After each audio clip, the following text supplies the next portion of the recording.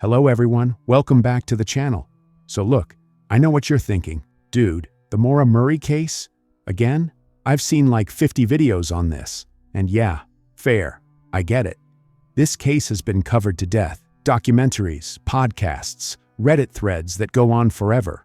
If you're into true crime, you've probably heard this story 100 times. But here's the thing, I tried something different. So I was sitting there the other night, going through the case files again, reading witness statements, looking at timelines, and I had this thought. What if I took everything, and I mean everything, every detail, every timeline, every witness account, every weird inconsistency, and I fed it all into an AI, not just to summarize it, not to write some generic article, but to actually analyze it. I asked the AI to look at this case from 3 completely different perspectives. First, a behavioral analyst, someone who studies patterns of human behavior, decision-making under stress, what people do when they're scared or desperate. Second, an FBI profiler, the kind of person who looks at crime scenes and victimology and builds a picture of what might have happened based on evidence. And third, a pure skeptic, someone whose job is to poke holes in every theory, challenge every assumption, and ask the uncomfortable questions. 3 different lenses, same case, same evidence. Some of the conclusions were not what I expected, like, at all. Now look, I'm not saying AI cracked this case. I'm not saying I've got the answer that 20 years of investigation couldn't find. But what I am saying is this. When you force a machine to look at something without emotional bias, without preconceived notions, without getting attached to any particular theory, sometimes it sees things differently. And in a case this cold, maybe a fresh perspective, even an artificial one, is exactly what we need. So if you've seen 100 Maura Murray videos, I get it. But stick with me on this one, because by the end, I'm going to show you what an AI thinks actually happened that night, and some of it might genuinely surprise you. Alright, so before I show you what the AI came up with, I need to walk you through the case itself. See, the AI didn't just spit out random theories. I fed it everything, every detail, every timeline, every witness statement. And to really understand why it reached the conclusions it did, you need to see the same information it was working with. Even if you've heard this case before, there might be some details you forgot, or some things that hit different when you're looking at them through a fresh lens. So think of this part as like setting the stage. I'm going to remind you who Maura was, what was going on in her life, and exactly what happened that night. And then, once we've got all the pieces on the table, I'll show you how the AI put them together. Trust me, it's worth the setup. So, Maura Murray. Who was she really? Born May 4th, 1982, in Hanson, Massachusetts. She was the 4th of 5 kids in what everyone describes as a pretty tight-knit, close family. And by all accounts, I mean, everyone who knew her says this, she was kind of exceptional. We're talking star athlete, dedicated student, the whole package, you know? In high school, Maura was a seriously talented track runner, like not just, oh, she's pretty good. She was good enough to get into West Point. Yeah, the United States Military Academy. And if you don't know, getting into West Point is no joke. It's insanely competitive. You need top grades. You gotta be in amazing physical shape. You need leadership skills. And, get this, you literally need a nomination from a member of Congress just to apply. So Maura gets in. She's doing the thing. Her future looks, I don't know, kind of amazing, honestly. But then, things go sideways.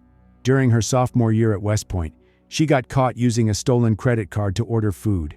And look, I know what you're thinking. That's a dumb mistake. And yeah, it is. It's the kind of stupid thing that college kids do sometimes without really thinking it through.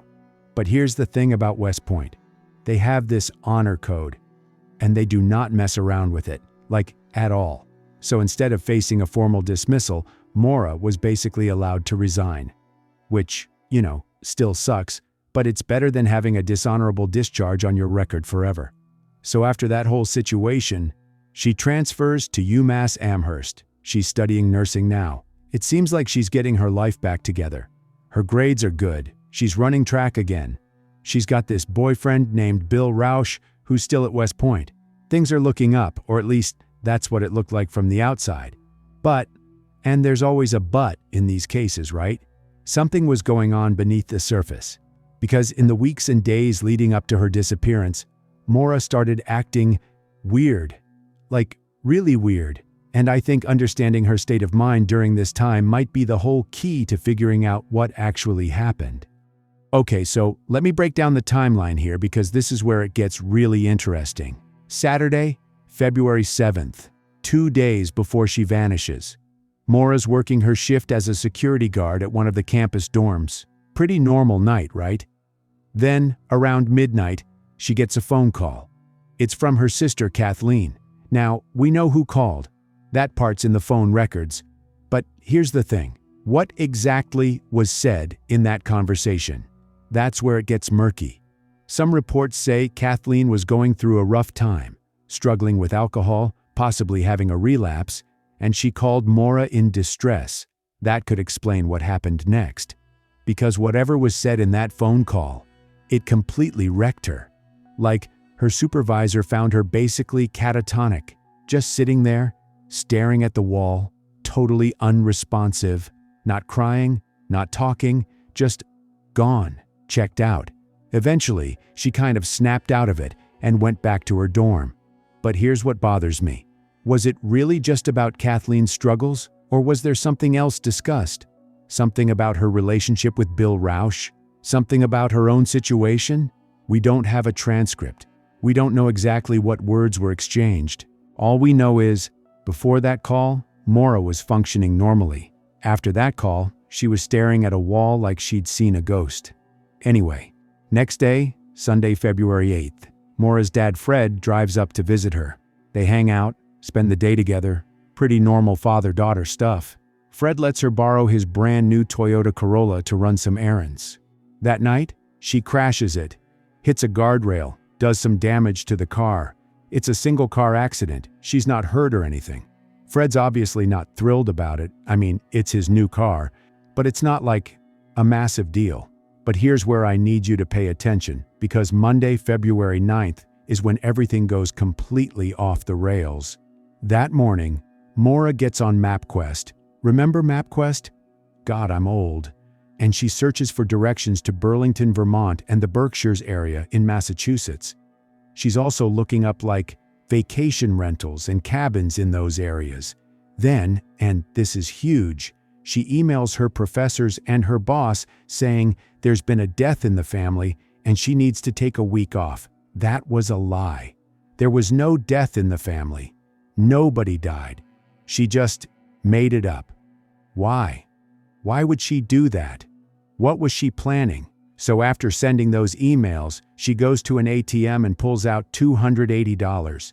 And that's basically all the money she had in her account. Like, she cleaned herself out. Next stop, liquor store. She buys a bunch of alcohol. We're talking Bailey's, Kahlua, vodka, and a box of Franzia wine. That's like $40 worth of booze. Then she packs up her stuff, gets in her car, and just drives north. Somewhere around 7 p.m. that evening, on a stretch of Route 112 near this spot called Weathered Barn Corner in Haverhill, New Hampshire, her car goes off the road. All right, so let's talk about what actually happened at the accident scene, because these details matter, like a lot. So there's this local guy named Butch Atwood. He's a school bus driver, and he's heading home after his shift. He comes across Maura's car on the side of the road. It's spun out, facing the wrong direction, clearly been in some kind of accident. The windshield's cracked, there's front-end damage, and it's pretty obvious this car isn't going anywhere. Butch, being a decent human being, stops to help. And here's what he later told police. Maura seemed shaken up, but she was coherent. She could talk. She wasn't slurring her words. She didn't seem injured, just, rattled. Which makes sense if you just crashed your car. He offers to call the police for her. And this is critical. She says no. She tells him not to call the cops, and she claims she already called AAA for a tow. But here's the problem with that. She couldn't have called anyone. Cell phone records showed there was zero service in that area. Her phone never connected to any tower that night. So that was either a lie or she was confused, or I don't know what. Anyway, Butch goes home. His house is literally just a few hundred feet away, but he's worried, right? It's dark, it's freezing cold. There's a young woman alone on this deserted road in the middle of nowhere. So he calls 911 anyway. Smart move, honestly. The cops show up somewhere between 7 and 9 minutes later, and Maura is just not there anymore. Her car's still there. The alcohol she bought, still inside, though some of the bottles look like they'd been opened. Her personal belongings are there. Her school stuff is there. But Maura, gone. Vanished. Red wine was spilled on the interior of Maura's abandoned car, and an open Coke bottle filled with alcohol was also found inside, lending to the theory she may have been intoxicated and fled the scene to avoid arrest. Now here's the part that really messes with my head. There were no footprints in the snow leading away from the car. I mean, okay, to be fair, parts of the road were apparently clear and dry, but still, they brought in search dogs to try to track her scent, and the dogs lost it about 100 feet from the car. 100 feet, that's it, and then nothing.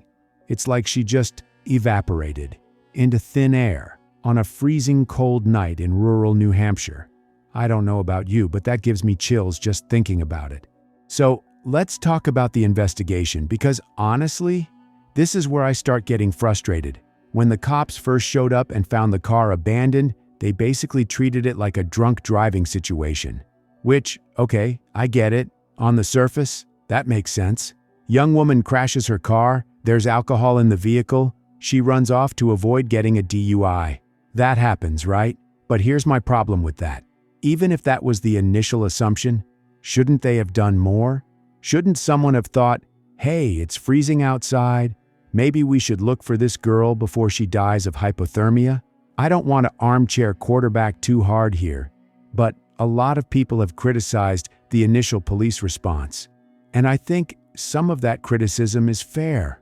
As hours turned into days and days turned into weeks, it became pretty obvious this wasn't just some girl avoiding a traffic ticket. This was something way more serious. Maura's dad, Fred, drove up to New Hampshire as soon as he found out what happened, and he immediately knew something was wrong. He knew his daughter. He didn't buy the "she just ran off" explanation. He pushed hard for a bigger search, for more resources, for someone to take this seriously. But by then, they'd already lost valuable time. Those first few hours after someone goes missing are so crucial, and they were basically wasted. Over the next weeks and months, they did eventually conduct extensive searches. We're talking hundreds of square miles of woods and wilderness areas. Helicopters, search dogs, volunteers, the whole 9 yards. They found nothing. No trace of Maura. No clothing, no personal items, no, nothing. The case went cold. And it's basically stayed that way ever since. Okay, so this is the part everyone wants to talk about. The theories. Because when you've got a case with this many unanswered questions, people are going to speculate. It's human nature, right? I've spent a lot of time reading through these theories, and I want to give you my honest take on each one. Theory 1. She walked into the woods and died of exposure. All right, so this is probably the most straightforward explanation. On some level, it makes sense. It's February in New Hampshire.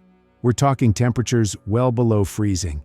If Maura had been drinking, if she was disoriented, if she was panicking about the cops showing up and finding her behind the wheel after an accident with alcohol in the car, maybe she just bolted into the woods to hide, and then she couldn't find her way back, and hypothermia set in. And that was it. It's a sad theory, but it's plausible. But here's my issue with it. They searched those woods, like really searched them, for years. We're talking professional search teams, dogs, volunteers, hunters who know that area like the back of their hand. Hundreds of square miles. And they found nothing. Not a scrap of clothing, not a bone, nothing. Now look, I know the wilderness can swallow people up. I get that. But New Hampshire isn't the Amazon rainforest. People hike through those woods. Hunters are out there every season. Animals would have scattered remains. Something should have turned up by now. So while this theory is possible, I'm not totally convinced. Theory 2. She got into someone else's car. This one is darker, and honestly, it's the one that scares me the most. Think about the timeline. Butch Atwood leaves. 7 to 9 minutes later, police arrive. That's not a lot of time, but it's enough. It's enough time for another car to come along, for someone to stop, for Maura to accept a ride, either willingly or not. Maybe she flagged someone down, hoping to get away from the scene before the cops showed up. Maybe someone pulled over and offered to help, and she thought, great, I can get out of here. And maybe that person had really bad intentions. I'm not going to name names here because no one has ever been charged with anything, and I don't want to accuse innocent people. But I will say this, there were some individuals living in that area who later came under scrutiny. People with troubling backgrounds. People who investigators looked at pretty closely. Did one of them encounter Maura that night? I don't know, but it's definitely possible. Theory 3. She planned her disappearance.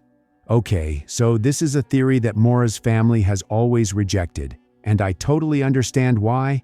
The idea that your daughter would just abandon her life, abandon you without a word. That's painful. But I gotta be honest, there's evidence that at least points in this direction. She lied about a death in the family. She withdrew all her money. She packed up her dorm room. She searched for directions to remote areas far from home. What if Maura wanted to disappear? What if she was running from something or someone, and this was her way out? I've seen people bring up her relationship with Bill Rausch. And look, I'm not going to make accusations here. Bill has never been named as a suspect. He's always maintained his innocence, but their relationship has definitely been examined by investigators and internet sleuths alike. Was she running from that relationship? From something else? I genuinely don't know. Theory 4. She took her own life. Man, this is a hard one to talk about, but I think I have to address it because it's out there. Think about what we know. The mysterious phone call that left her completely catatonic, the increasingly erratic behavior, the lies, the way she seemed to be putting her affairs in order before she left. Some people have suggested that Maura drove to New Hampshire with the intention of ending her life, and that she walked into those woods specifically so she would never be found. If that's true, it would actually explain why all those searches came up empty. She might have deliberately gone somewhere remote and inaccessible. I hate this theory, honestly. It's the saddest possible explanation, but I can't rule it out. So here's what makes this case really unique. And it's not just the mystery itself, it's what's happened since. I mean, think about it. There are thousands of missing persons cases in America. Most of them sadly fade from public memory pretty quickly. But Maura Murray? 2 decades later, people are still talking about her, still investigating, still trying to figure out what happened. In 2017, Oxygen put out this documentary series called The Disappearance of Maura Murray. There are like multiple podcasts dedicated entirely to this case. There's a whole subreddit. I've spent way too many hours on there, not gonna lie, with thousands of members who analyze every tiny detail. And in some ways, this is great. All this attention has kept the case alive. Tips have come in that might never have surfaced otherwise. Maybe eventually someone will see something or remember something that cracks this whole thing open. But there's a dark side too, and I think it's important to acknowledge that. Some innocent people have had their lives basically ruined by online accusations. Armchair detectives pointing fingers at anyone and everyone. Maura's family has had to deal with trolls, with conspiracy theorists, with people who treat this tragedy like it's some kind of game or entertainment. It's not a game. This is a real person, a real family, real pain. Fred Murray, Maura's dad, he's never stopped looking for her. 20 years, man. 20 years of driving up to New Hampshire, putting up flyers, meeting with anyone who might have information, fighting to keep this case from being forgotten. I don't know what happened to Maura. Nobody does. But whatever I think about the theories or the evidence, I have nothing but respect for a father who refuses to give up on his daughter. So now you've seen everything. You know who Maura was. You know what happened that night. You've heard all the theories that people have been debating for 20 years. we're no closer to an answer than we were in 2004. So here's where I did something a little different. I took all of this, everything I just told you, plus a bunch of additional details from police reports, witness interviews, phone records, everything I could find, and I dumped it all into an AI. But I didn't just ask it, "Hey, what do you think happened?" That would be too easy, and probably not that useful. Instead, I gave it 3 specific roles to play. 3 different experts, each with their own way of looking at evidence. First up, a behavioral analyst, someone who specializes in understanding why people do what they do, what drives our decisions, especially under stress. I wanted to know, based on Maura's behavior in the days leading up to her disappearance, what was going on in her head. Second, an FBI profiler, the kind of person who looks at crime scenes for a living, who studies victimology and predatory behavior. I asked, if something bad happened to Maura that night, what would it look like? Who would be responsible? And third, a skeptic, someone whose whole job is to challenge assumptions and ask the hard questions. I wanted to know, what are we all getting wrong about this case? What are we ignoring because it doesn't fit the narrative we want to believe? 3 perspectives, same evidence, very different conclusions. Now look, I want to be clear about something. This isn't magic. AI isn't going to solve a 20-year-old cold case in one conversation. But what it can do is look at things without bias, without emotion, without getting attached to any particular theory. And sometimes, that fresh perspective reveals things we've been missing. So, you ready to see what it came up with?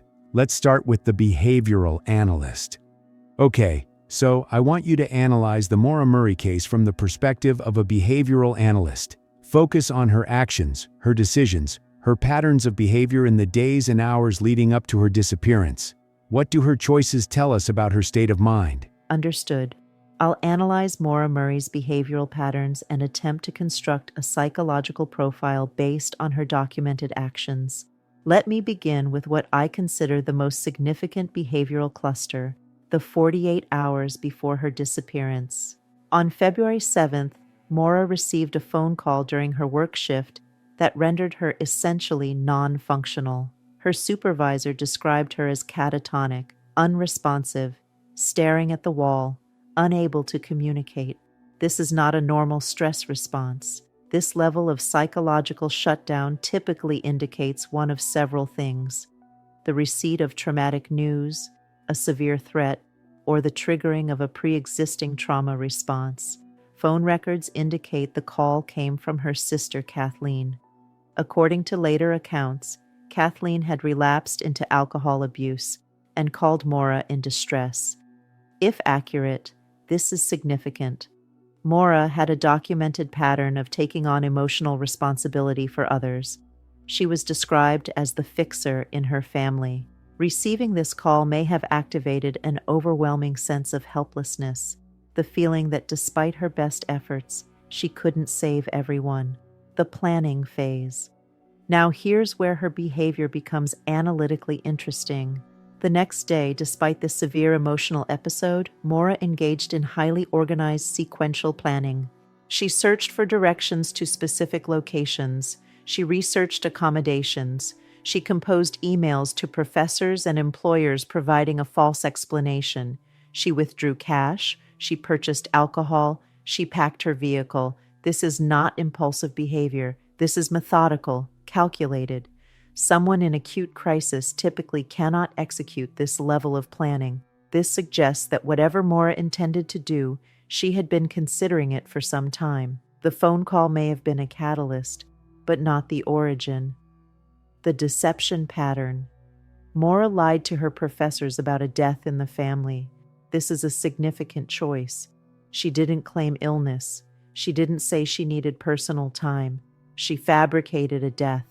Behaviorally, this tells me she needed an excuse that would not be questioned, an excuse that would buy her time without follow-up calls or emails. She was creating a buffer zone, a period during which no one would be looking for her or expecting contact. This is consistent with someone who either planned to harm themselves, plan to disappear voluntarily, or plan to do something they didn't want anyone to know about. The alcohol. She purchased approximately $40 worth of alcohol, Bailey's, Kahlua, vodka, and boxed wine. This is a notable quantity and combination. Bailey's and Kahlua are not drinks typically consumed for rapid intoxication. They're comfort drinks, social drinks. The vodka is different. That's for getting drunk. One interpretation: she planned to drink alone, seeking both comfort and oblivion. Another interpretation: she planned to meet someone and brought supplies for a social occasion. The quantity suggests she anticipated more than one evening of drinking. The rag in the tailpipe. This detail is often cited but frequently misunderstood. A rag was found stuffed into the tailpipe of Maura's vehicle. Many people have speculated about sinister implications. However, this was actually a technique Maura's father Fred had taught her. When a car is smoking or having exhaust issues, stuffing a rag in the tailpipe was believed to temporarily mask the problem. Her car had been in an accident the previous day. It was having mechanical issues. This was Maura attempting a field repair using knowledge from her father. Behaviorally, this tells me something important. Even in whatever mental state she was in, Maura was still problem-solving, still thinking practically. This is not consistent with someone in complete psychological collapse. The refusal of help. When Butch Atwood offered assistance, Maura specifically declined and asked him not to call police. She claimed she had already contacted AAA. This was a lie. There was no cell service. She couldn't have called anyone. Why lie? Two possibilities emerge. First, she had been drinking, the alcohol was visible in her car, and she knew a police encounter would result in a DUI. Given her history at West Point, where a relatively minor honor code violation ended her military career, she may have been terrified of another official mark on her record. Second, she didn't want to be found. Not by police, not by anyone. Whatever she had planned, it required her to be alone and untracked. The witness timeline. This is where I find a critical anomaly. Butch Atwood was not the only witness. A woman named Faith Westman called 911 to report the accident. She observed the scene from her home. She reported seeing a man smoking a cigarette near the vehicle. Later, she recanted portions of this statement, saying she may have been mistaken. But initial statements to police are typically more reliable than later amended versions. If there was a man at the scene, someone other than Butch Atwood, this changes everything. It means Maura may not have been alone during that 7-minute window. Behavioral conclusion. Based on the totality of her actions, I assess the following. Maura Murray was in significant psychological distress, likely triggered by but not originating from the phone call on February 7th. She engaged in deliberate planning to leave her current environment for an undetermined purpose. Her actions suggest she wanted to be alone, uncontactable, and untracked for an extended period. The most likely behavioral interpretations are: 1.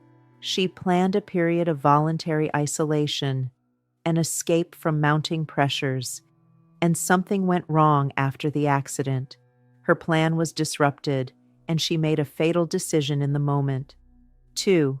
She planned to end her life in a remote location where she would not be found, and the accident was either part of that plan or an unintended complication that forced her to proceed on foot. 3.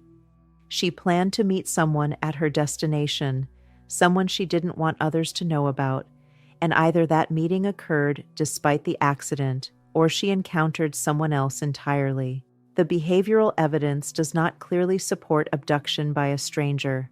Her actions leading up to the disappearance show too much agency, too much planning. However, I cannot rule out an opportunistic encounter after the accident. What I find most significant is the combination of meticulous planning followed by sudden disappearance. This suggests that whatever Maura intended, the accident at Weathered Barn Corner was not part of her plan. Her car was disabled. She was now on foot at night, in freezing temperatures in a location she had not chosen. Whatever happened next was improvised, and that improvisation led to an outcome from which she never returned. You mentioned the witness who reported seeing a man smoking near the car. What's your assessment of that detail? This is a detail that warrants significant attention, despite the witness later expressing uncertainty. Initial witness statements, made in the immediate aftermath of an event, are generally more reliable than subsequent revisions. This is established in eyewitness research. Memory degrades. External influences accumulate. Witnesses sometimes doubt themselves after being questioned repeatedly, especially if their statements don't align with emerging official narratives. Faith Westman's initial report included a man at the scene. The fact that this figure doesn't fit neatly into the established timeline, which accounts only for Butch Atwood's interaction with Maura, makes it analytically inconvenient, but not necessarily incorrect. Several possibilities exist. 1. She was mistaken. It was dark. She was observing from a distance through a window. She may have seen Butch Atwood and misremembered details. 2. She saw someone else, someone whose presence at the scene has never been explained. This could be someone who stopped before Atwood arrived, or someone who arrived after Atwood left, but before police came. 3. She saw Maura herself, misidentified due to distance or lighting conditions. Maura had shoulder-length brown hair. In a heavy coat, at night, from a distance, gender can be difficult to determine. Behaviorally, if there was another individual present, particularly one smoking calmly near an accident scene rather than offering assistance, this would suggest someone who was not a good Samaritan, someone who was waiting, observing. I would need more data to assess this fully, but I flag this as an unresolved variable that significantly impacts any reconstruction of that night. What about her relationship with Bill Rausch? Does that factor into your analysis? Yes, any comprehensive behavioral analysis must consider her primary intimate relationship. Bill Rausch was Maura's boyfriend at the time of her disappearance. He was a cadet at West Point. Their relationship had been ongoing for approximately 1 year. Several behavioral indicators warrant examination. First, phone records show Bill called Maura repeatedly, obsessively some might say, in the days and hours surrounding her disappearance. On the day she vanished, there were numerous calls between them, with Bill calling far more frequently than would be typical in a stable relationship. Second, Bill had a documented alibi for February 9th. He was at Fort Sill, Oklahoma for military training. This has been verified. He was not physically present in New Hampshire. However, physical presence is not required for psychological influence. If Maura was fleeing from something related to their relationship, whether conflict, control, or something else, Bill's location is less relevant than the dynamic between them. Third, in the years since Maura's disappearance, Bill Rausch has been accused of sexual assault by multiple women. He was convicted on charges related to one of these cases. This does not prove he harmed Maura. She disappeared long before these incidents came to light, but it does establish a pattern of behavior toward women that is relevant to victimology assessment. Fourth, the phone call that triggered Maura's catatonic episode came from her sister, not from Bill. Behaviorally, I assess that Maura's relationship with Bill Rausch was a source of significant stress. Whether she was running from him, running to process something related to him, or her disappearance is entirely unconnected to him, I cannot determine with available data, but I would not exclude him from consideration. Final question for this analysis. If you had to give a probability assessment, your best behavioral read on what happened, what would it be? I'll provide a probability distribution based solely on behavioral indicators. Voluntary disappearance with subsequent death due to exposure or accident, 35%. Her behavior suggests she wanted to be alone and unreachable. The accident disrupted her plan. She fled the scene to avoid police. In freezing temperatures, disoriented, possibly intoxicated, She succumbed to the elements. Her remains are in the wilderness, undiscovered due to terrain, animal activity, or insufficient search coverage. Suicide, 25%. Her psychological state, the catatonic episode, the deceptive planning, the alcohol, these are consistent with someone preparing to end their life. She may have walked into the wilderness intentionally, choosing a location where she wouldn't be found. Encounter with an unknown third party after the accident, 25%. The 7-minute window, the witness report of another figure, the complete absence of physical evidence of her leaving on foot. These suggest the possibility that Maura got into a vehicle with someone, whether willingly or not, whether this was a planned meeting or an opportunistic predator. Still alive, living under a different identity, 10%. Unlikely, but not impossible. People do successfully disappear. However, maintaining a completely new identity for 20 years, with no contact with family, no digital footprint, no sightings, this requires resources, planning, and psychological capacity that seems inconsistent with her documented state. Other or unknown, 5%. There may be factors in this case that have never been made public, information known only to investigators. The truth may lie outside any theory currently discussed. I want to emphasize, these are behavioral probability assessments, not conclusions. The evidence in this case is insufficient for certainty. What I've provided is a framework for thinking about what her actions suggest, not a definitive answer. The definitive answer, I suspect, lies somewhere in the New Hampshire wilderness, or in the memory of someone who has never come forward. Okay, so that was the behavioral analyst perspective. Some of that I expected. Some of it, I'm not going to lie. The stuff about the witness seeing a man at the scene, and the deep dive into her relationship, that got me thinking. But we're just getting started. Next up, I asked the AI to look at this like an FBI profiler, someone who studies predators, someone who looks at what happens to victims and works backward. That's where things got dark.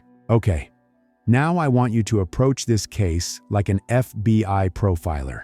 Focus on victimology, potential predatory behavior, crime scene analysis. If something bad happened to Maura that night, what would it look like? Who would be responsible? Understood. I'll analyze this case through the lens of criminal investigative analysis, focusing on victimology, opportunity, and offender characteristics. Let me be direct from the outset. If Maura Murray was the victim of foul play, the circumstances of her disappearance represent what we call a high-risk opportunity for a predator. I'll explain why. Victimology assessment.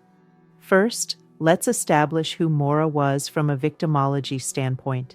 21-year-old female, physically fit. She was a runner, an athlete, intelligent, resourceful, trained at West Point, which means she had at least basic self-defense awareness. Not someone who would be easily overpowered or easily fooled. This matters. Predators select victims based on perceived vulnerability. Maura Murray, under normal circumstances, would not present as an easy target, but the circumstances on February 9, 2004 were not normal. At the time of the accident, Maura was likely intoxicated. She was alone. It was dark. It was cold. Her vehicle was disabled. She was in an unfamiliar area with no cell service. And critically, she was actively avoiding law enforcement. This combination of factors dramatically increases victim vulnerability. A woman who won't call for help. A woman who won't flag down other motorists because she's afraid of police involvement. A woman who is impaired and disoriented. From a predator's perspective, this is an ideal victim in an ideal situation. The location. Route 112 in Haverhill, New Hampshire is rural, isolated, low traffic volume, especially on a cold February night, limited residential presence, no streetlights in many areas, dense woods on both sides of the road. This is what we call a comfort zone hunting ground for a certain type of offender. Specifically, predators who are local to an area often operate in locations they know intimately. They understand traffic patterns. They know which roads are rarely patrolled. They know where a vehicle can pull off unobserved. If an offender encountered Maura that night, he likely lived within a relatively small radius of the accident scene, 10 miles, maybe 20. He would have known this stretch of road, known that help was not coming quickly. The 7-minute window. Let me walk through the timeline from an offender's perspective. 7:27 p.m. Butch Atwood encounters Maura at the accident scene. She declines help. He proceeds home and calls 911. 7:29 p.m. Westman 911 call reporting the accident. 7:36 p.m. Police arrive. Maura is gone. 7 to 9 minutes. That's the window. Here's what's significant. This window is extremely tight for Maura to have fled on foot and vanished completely. Search dogs lost her scent approximately 100 feet from the vehicle. This does not support the theory of extended foot travel. However, 7 minutes is more than sufficient time for a vehicle to stop, for a brief interaction to occur, and for Maura to enter that vehicle, either willingly or under coercion. If an offender was driving westbound on Route 112, he would have passed the accident scene after Butch Atwood left, but before police arrived. He would have seen a young woman alone, in distress, with a disabled vehicle. What happens next depends on the type of offender. Offender typology. Scenario 1. The opportunistic predator. The most likely offender profile, if foul play occurred, is an opportunistic predator. This is an individual who did not set out that evening to commit a crime. He was not hunting. But when presented with a vulnerable victim in an isolated location, he seized the opportunity. This type of offender is often local. He likely has a criminal history, though not necessarily violent. Could be property crimes, DUI, domestic incidents. He knows the area. He may have seen the accident or heard about it on a police scanner. Some residents in rural areas monitor scanner traffic routinely. He approaches Maura. He offers help, maybe presents himself as friendly, trustworthy. I can give you a ride to a gas station. I have a phone at my house. She's cold. She's scared of police showing up. She accepts. Once she's in his vehicle, the dynamic shifts. He's in control. He drives past any populated areas, takes her somewhere remote, and the crime occurs. Opportunistic predators often do not plan what to do with their victims afterward. This can result in disorganized crime scenes and bodies that are eventually discovered. However, if he knew the area well, knew locations deep in the woods, abandoned properties, bodies of water, he may have been able to conceal her effectively. Offender typology. Scenario 2. The process-focused predator. Less likely, but worth considering. A process-focused predator, what some call a preferential offender, has specific victim preferences and methods. He may cruise specific routes looking for opportunities. The accident would have been a gift to this type. These offenders are typically more organized. They have vehicles prepared. They may have restraints, weapons. They have pre-selected disposal locations. Their victims often disappear completely because the offender has planned for every contingency. If this type of offender took Maura, we would expect exactly what we see. No body, no physical evidence, no witnesses to the actual abduction. However, process-focused predators usually have escalating criminal histories. They don't start with abduction and murder. They build up to it. If such an individual was operating in that area in 2004, there should be other crimes, earlier assaults, suspicious incidents, other disappearances. There have been some investigative threads exploring connections to other missing women in the region. I cannot confirm linkages, but the geographic area and time period have seen other cases that remain unsolved. The witness statement. Man at the scene. You mentioned earlier the witness who reported seeing a man smoking near the vehicle. Let me address this from a profiling perspective. If this observation is accurate, it is the single most important piece of evidence in the case. A man standing near the disabled vehicle, smoking a cigarette, not rendering aid. This is not the behavior of a concerned passerby. A good Samaritan approaches, asks if help is needed, offers to make a call. This person was described as simply present, observing. Two interpretations from a criminal analysis standpoint. 1. This was the offender assessing the situation, determining if Maura was alone, checking if other help was coming. Predators often engage in this kind of surveillance behavior before committing to action. 2. This was someone Maura knew, someone she was meeting, someone whose presence at the scene was not coincidental. If Maura had arranged to meet someone in New Hampshire, the directions she searched for, the secrecy of her trip, this person may have found her at the accident scene. Either interpretation suggests that Maura did not simply wander into the woods alone. The tandem driver theory. There's a theory in the Maura Murray case community called the tandem driver theory. It posits that Maura was not traveling alone, that another vehicle was following her or traveling in coordination with her. From a profiling standpoint, this theory has some merit. Consider, Maura was driving to an unfamiliar area. She had searched for directions and accommodations. Her car had already been in an accident the previous night. It was unreliable. It would make sense for her to have a backup plan, someone following in another car, someone who could assist if her vehicle broke down. If this is true, then the person she was traveling with or meeting is the key to this case, and that person has never come forward. Why? Because either they're innocent and have reasons for secrecy, or they're not innocent at all. Known individuals of interest.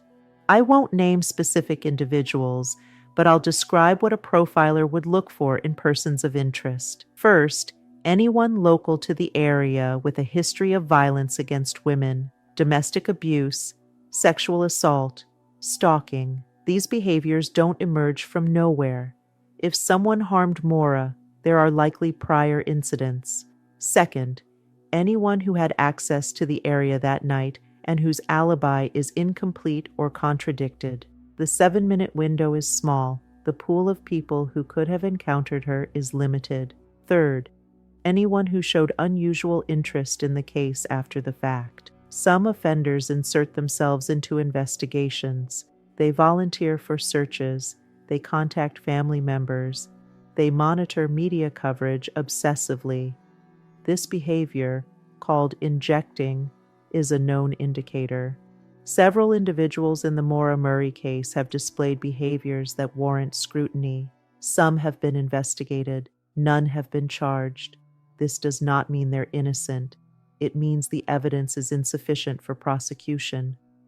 The absence of physical evidence. Let me address something that troubles me professionally. In cases where victims succumb to elements or take their own lives in wilderness areas, remains are typically discovered. Not always quickly, sometimes years later, but eventually. Hikers find bones, hunters find clothing, animals scatter remains into areas where they're visible. Maura Murray has been missing for 20 years. Extensive searches have been conducted. Nothing has been found, not a shoe, not a piece of fabric, not a bone fragment. This absence is not consistent with death by exposure in the searched areas. It is, however, consistent with human concealment. A body that is buried, submerged in water, or hidden in a structure will not be found by search dogs or volunteer grids. It requires specific intelligence to locate. If Maura died in those woods from exposure, we should have found something by now. The fact that we haven't suggests to me, and this is a professional assessment, not certainty, that human intervention was involved. Probability assessment. You asked the behavioral analyst for probabilities. I'll offer my own from a criminal investigative standpoint. Abduction and homicide by opportunistic local predator, 40%. The circumstances were ideal for this type of crime. The absence of evidence supports intentional concealment. The 7-minute window allowed sufficient time for an encounter. This is my primary hypothesis. Death by misadventure following flight from scene, 25%. Possible, but the lack of physical evidence after extensive searches weakens this theory with each passing year. I do not rule it out, but I find it increasingly unlikely. Suicide with intentional concealment of remains, 15%.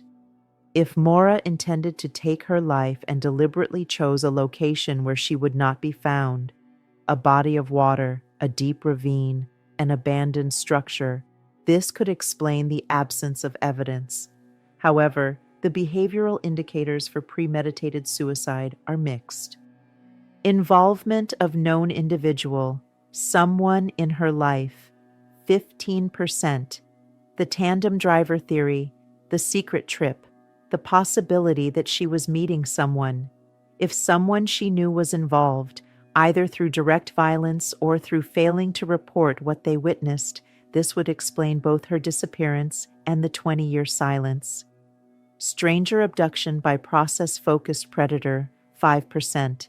Possible, but less likely. These offenders are rare. They typically have identified patterns and multiple victims. If this type was operating in the area, I would expect other cases with similar signatures. Final observation. I want to leave you with something that bothers me. Maura Murray was running from something. Her behavior in the days before makes this clear. But what was she running from? If she was running from her life, from stress, from failure, from a relationship, then her disappearance may be self-inflicted, a tragic end to a downward spiral. But if she was running from a specific threat, from a person, then her disappearance may be the fulfillment of that threat. She ran, and whatever she was running from caught up with her. The question is, was the danger behind her or ahead of her?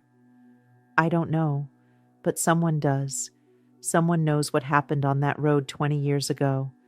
And statistically speaking, that someone is probably still alive, still in the area, still carrying that knowledge. Tips can be submitted to the New Hampshire State Police Cold Case Unit. The FBI maintains jurisdiction on federal lands. Information that seems insignificant often isn't. That's my assessment. One more question. If you were leading this investigation today, what would you focus on?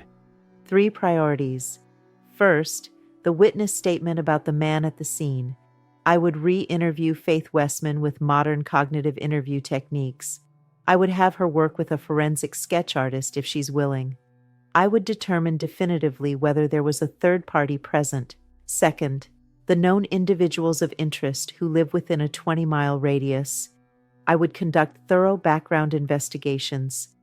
I would look for any changes in behavior after February 2004. Did anyone move suddenly, change jobs, have relationship disruptions, begin drinking heavily? These are indicators of guilt. Third, ground-penetrating radar and cadaver dog searches of private properties in the immediate area, specifically properties owned by individuals of interest. If Maura was killed and concealed, she's not in the public wilderness. She's somewhere controlled, somewhere private, somewhere that hasn't been searched because there was no probable cause. 20 years is a long time. Memories fade, but guilt doesn't. Somewhere, someone is carrying the weight of what happened to Maura Murray. The goal of any investigation is to make that weight unbearable, to create enough pressure that the truth finally comes out. That's what I would focus on. Okay, that was heavy. The stuff about the man at the scene, the offender profiles, the tandem driver theory, and that line, was the danger behind her or ahead of her? That's gonna stick with me. But here's the thing. Both the behavioral analyst and the FBI profiler made a lot of assumptions, built a lot of theories. And you know what? Theories are easy. Everyone's got one about this case. So, for the final perspective, I wanted something different. I wanted someone to tear it all apart, challenge every assumption, ask the uncomfortable questions. I asked the AI to play devil's advocate, to be a pure skeptic. What it said next kind of pissed me off, but I think you need to hear it. All right, final perspective. I want you to be a skeptic. Challenge everything. Poke holes in the theories. Tell me what everyone's getting wrong about this case. Be brutal if you have to. Good, because frankly, this case needs more skepticism and less speculation. Let me be blunt. The Maura Murray case has become a true crime entertainment property. It's got podcasts, documentaries, subreddits with thousands of members playing detective. And somewhere along the way, the search for truth got buried under layers of theory, confirmation bias, and narrative convenience. So let's strip it back. Let's challenge what everyone thinks they know. Problem 1. We've overcomplicated this. Here's an uncomfortable truth that nobody wants to hear. The simplest explanation for Maura Murray's disappearance is that she walked into the woods and died of exposure. That's it. No serial killer, no tandem driver, no secret rendezvous. A young woman, likely intoxicated, panicked about a potential DUI, fled into the forest on a freezing night and never came out. But they searched the woods, people say. They would have found her. Would they? Let me give you some context. New Hampshire wilderness is dense. We're talking thick forest, uneven terrain, ravines, waterways. A human body in winter conditions can be covered by snowfall within hours. Scavengers disperse remains. Bones get buried in leaf litter, dragged into dens, scattered across wide areas. In 2011, the remains of a missing hiker in New Hampshire were found less than 100 feet from a major trail. He'd been missing for 2 years. Hundreds of people had walked right past him. In 2020, human remains were discovered in an area of Vermont that had been searched multiple times in connection with a missing persons case. The victim had been there all along. Searches fail. They fail more often than people realize. The woods don't give up their dead easily. So when people say she can't be in the woods because they would have found her, that's not evidence. That's wishful thinking dressed up as logic. Problem 2. The witness statement is unreliable. Everyone loves the man smoking a cigarette detail. It's mysterious. It implies a sinister presence. It transforms a car accident into a potential crime scene. But let's be honest about what we actually have. Faith Westman made a 911 call. She was looking out her window at night at a scene unfolding some distance away. Later, when questioned, she mentioned seeing a figure she interpreted as a man with a cigarette. Then she walked it back. She said she wasn't sure. She might have been mistaken. And yet, 20 years later, this single uncertain observation has become a cornerstone of abduction theories. Why? Because it fits the narrative people want to believe. A mysterious stranger, a predator lurking. It's compelling. It's cinematic. But eyewitness testimony, especially testimony given about observations made at night, from a distance under stress, is notoriously unreliable. This is established science. People see what they expect to see. Memory reconstructs rather than records. Could there have been another person at the scene? Sure, maybe. But building an entire theory around a recanted observation from a witness who admitted uncertainty? That's not investigation. That's storytelling. Problem 3. The she was meeting someone theory has zero evidence. I've heard the tandem driver theory. I've heard the secret boyfriend theory. I've heard the she was running away to start a new life theory. None of them have a shred of concrete evidence. Let me ask some basic questions. If Maura was meeting someone who, there's no name, no phone records showing contact with a mystery individual, no emails, no witnesses who saw her with another person. If there was a tandem driver, where's the car? Where's the driver? In 20 years, no one has come forward. No one has been identified. No witness reported seeing a second vehicle following Maura or waiting at the scene. If she was starting a new life, how? She had $280 to her name. That's not running away money. That's gas and groceries for a few days money. She had no fake ID, no established alias, no connections to anyone in the areas she was supposedly fleeing to. These theories persist because they're interesting, not because they're supported by evidence. Problem 4. Bill Rausch is a convenient villain. Let's talk about Bill Rausch, Maura's boyfriend at the time. Yes, he's been convicted of crimes against women since Maura's disappearance. Yes, that's horrifying. Yes, it reveals something about his character, but here's what people forget.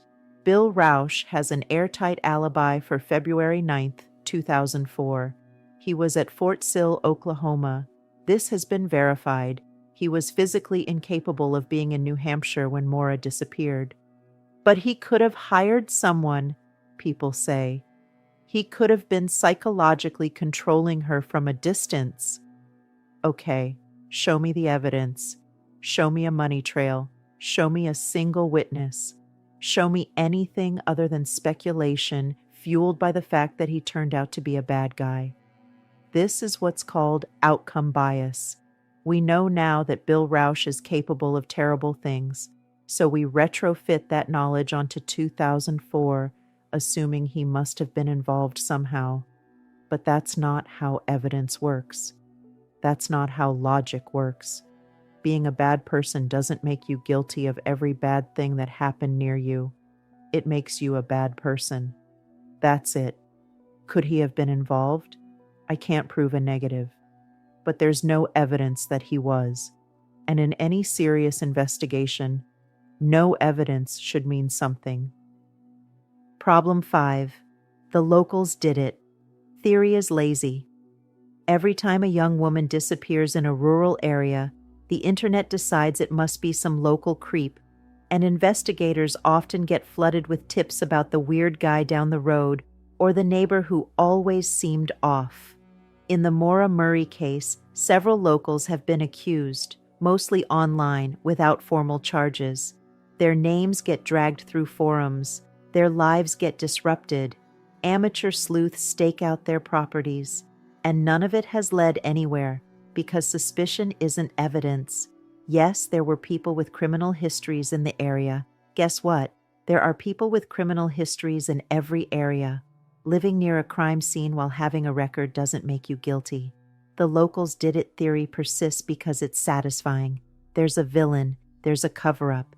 There's a reason the case hasn't been solved. It's because the police are protecting one of their own or missing something obvious. But sometimes cases aren't solved because there's nothing to find, because a woman walked into the woods and disappeared, because nature doesn't leave a case file. Problem 6. The search for new leads has become performance. I'm going to say something that might make people angry. The Maura Murray case has become an industry. There are people whose platforms, podcasts, and careers depend on there always being a new angle, a new theory, a new suspect. The case can never be just a tragic accident, because a tragic accident doesn't generate content. So every few months, there's a new breakthrough, a new person of interest, a new witness coming forward, a new piece of evidence that's going to crack this wide open, and nothing changes. Because most of these leads are recycled speculation, repackaged theories, content that exists to be consumed, not to solve anything. I'm not saying everyone involved in covering this case is acting in bad faith. Many people genuinely want answers. Many people care about Maura as a person, not just a mystery. But the ecosystem around this case has incentives that don't align with truth. The longer the mystery continues, the more content it generates. Solving the case would end the franchise. That's an uncomfortable thing to acknowledge, but someone should. Problem 7. We don't know what we don't know. Here's the most important thing I can tell you. The information publicly available about this case is incomplete. Police have files that haven't been released. There may be evidence, witness statements, forensic results that we know nothing about. Every theory, mine, the behavioral analysts, the profilers, yours, is based on partial information. We're all working with an incomplete puzzle and pretending we can see the whole picture. Maybe law enforcement knows something that rules out the theories we've discussed. Maybe they have a suspect but can't prove it. Maybe they know exactly what happened but can't make an arrest without more evidence. Or maybe they're as lost as everyone else. The point is, humility is warranted here. Certainty is not. My assessment: you asked the others for probabilities. Fine, I'll give you mine, but understand, these are guesses based on incomplete data, weighted by skepticism toward overcomplicated theories. Death by exposure after fleeing the accident scene, 50%. She was impaired. She was scared. She made a bad decision and ran into freezing woods. She got lost. She succumbed to hypothermia. Her remains are out there somewhere, in terrain that hasn't been adequately searched or in a location that's simply too remote. This is boring. This isn't a movie. It doesn't have a villain. And that's exactly why I think it's the most likely scenario. Suicide, 20%. She was in crisis. The catatonic episode, the lying, the trip to nowhere. These could indicate suicidal planning. She may have walked into the wilderness with no intention of coming out. If she chose her spot carefully, a body of water, a deep ravine, an abandoned structure, she might never be found intentionally. Accident after getting into a passing vehicle, 15%. Maybe she did accept a ride. Maybe that person wasn't a predator, just someone who offered help. Maybe there was another accident. Maybe that driver panicked and concealed what happened rather than face consequences. This isn't a murder. It's a cover-up of an accident. It's less cinematic, but human beings do incredibly stupid things when they're scared. Foul play by unknown individual, 10%. It's possible. I can't rule it out. But the evidence is thin, the theories are speculative, and 20 years of investigation have produced nothing concrete. If there's a killer, they're either incredibly lucky, incredibly skilled, or don't exist. Something else entirely, 5%. The scenario that none of us have considered, the information that's not public, the possibility that the truth is weirder, simpler, or more complicated than anything we've theorized. Final thought. Here's what I want to leave you with. Maura Murray was a real person. She had a family, she had a life, she had struggles and hopes and all the messy complexity of being human. And somewhere along the way, she became a puzzle, a story, a mystery to be solved by strangers on the internet. I get why people are fascinated by this case. I do. The unanswered questions, the strange circumstances, the need to know. But there's a risk in all of this. The risk is that we stop seeing Maura as a person and start seeing her as a character. That we get so caught up in theories and suspects and new evidence that we forget we're talking about someone's daughter, someone's sister. Maybe the case will be solved someday. Maybe we'll finally know what happened on that cold February night. Or maybe we won't. Maybe this will always be a question without an answer. And if that's the case, if we never know, I hope we can find a way to let Maura rest, to remember her as more than a mystery, to give her the dignity of being a person, not just a case file. That's my assessment. Take it or leave it. You're pretty harsh on the theories, but what if you're wrong? What if there really is a killer who got away with it? Then I hope I'm wrong. Look, I'm not saying foul play is impossible.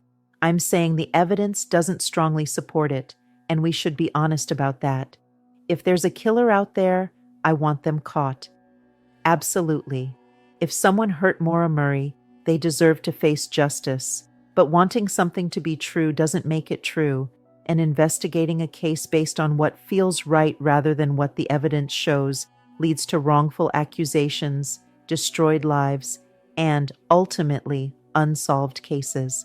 The best thing we can do for Maura, whether she's the victim of a crime or a tragedy, is to pursue truth rigorously, not the most interesting theory, not the most satisfying narrative, the truth. If that means accepting that we might never know what happened, then we accept that. If it means re-examining assumptions and following evidence wherever it leads, even if it leads somewhere boring, then we do that. Justice isn't about finding a villain. It's about finding the truth. And sometimes the truth is that a young woman disappeared on a cold night, and despite our best efforts, the world kept her secrets.